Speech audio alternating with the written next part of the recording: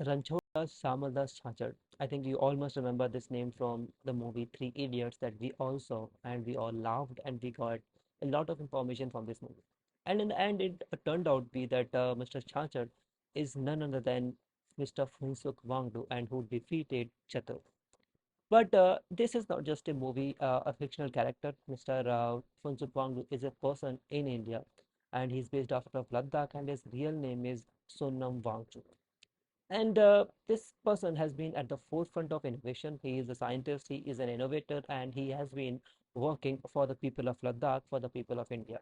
However, if you look recently, then this person has been protesting, has been fasting, complete hunger strike for the past couple of weeks. And his main demand is to make Ladakh a fully fledged state of the Union of India. So, what is this demand and why the government of India is not heeding to the demand of this great personality? I think if an learned and educated person is asking for something, I think it demands are merit to look into his demand. And especially if a person like Mr. Wangchuk, who has done so much for the country, for the people of Ladakh, for the people of India. You see, Ladakh, for the most part of India's independent history, Ladakh was part of Jammu and Kashmir, and Jammu and Kashmir up until August 2019 was under the administration of Article 370, and which separated it not entirely but substantially from the purview of India's constitution. And in 2019, the Modi government it revoked Article 370 and bifurcated the state of Jammu and Kashmir into two entities. The first is the Union Territory of Jammu and Kashmir, and the second is Union Territory of Ladakh. And if you look into the structure of Union Territory, both of these Union Territories, then you would find that while Jammu and Kashmir is a Union Territory with an assembly, meaning there would be an assembly, there would be a chief minister. However, no such structure has been proposed for Ladakh. And this is kind of a dual behavior between both the constituent parts of the former state of Jammu and Kashmir.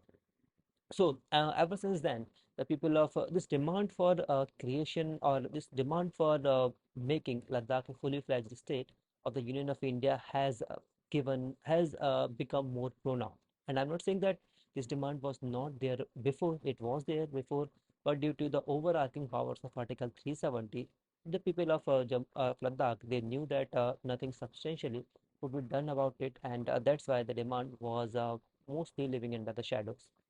However, since 2019, this demand has picked up pace, and for the past couple of weeks, we are seeing that Mr. Wangchuk, with thousands other people, they are protesting in the cold deserts of Ladakh.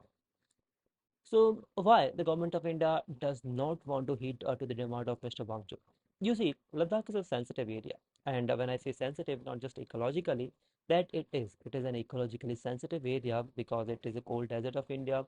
It has high mountain and the vegetation, the animal diversity of this region. It is also sufficiently different from the rest of India. So we all need to make efforts to protect these. That is our obligation. That is our duty. But apart from that, Ladakh is a border sensitive area.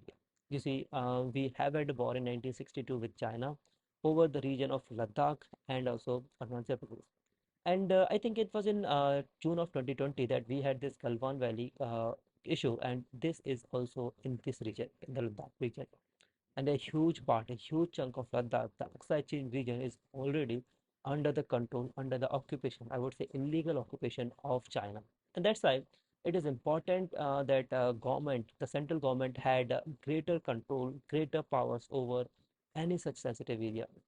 And why it demand? Because if you see, if Ladakh becomes a fully fledged state, then the police of that particular state it would be under the control of state government. And I'm not saying that there is a complete disharmony between state and union governments, but the thing is that in extremely sensitive area, it becomes important that the police, all other organs of governance, all other organs of administration, they are part of the union territory, they are part of the union government. And that's why it's important that Ladakh remains a union territory for some more time, at least until we have more friendly relations with China.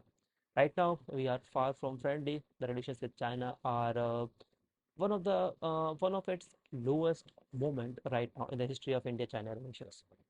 So while I completely respect Mr. Wangchuk for his demand for his state to become a full-fledged state, I mean, who would not want?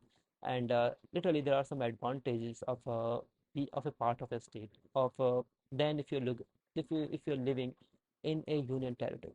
However, given the existing conditions of Ladakh, the sensitive border nature of Ladakh, I think it's better that for some more time Ladakh remains a union territory and the people of Ladakh cooperate in this structure.